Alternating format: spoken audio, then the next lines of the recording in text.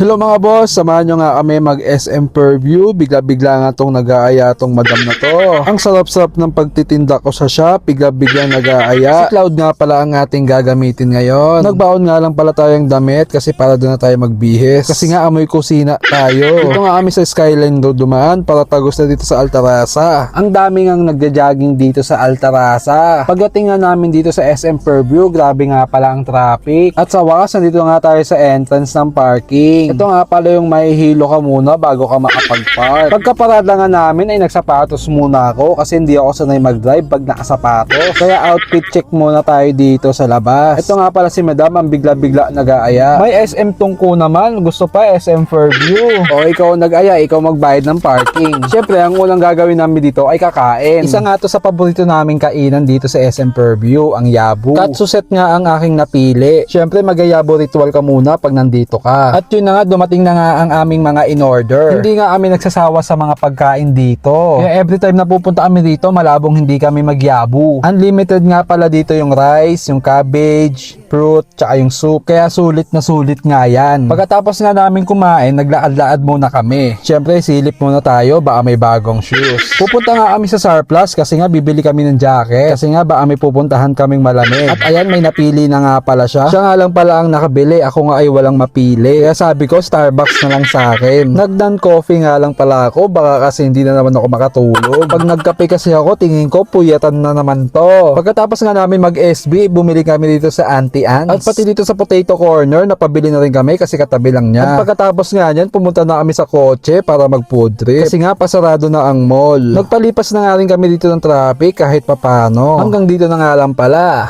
Paalam!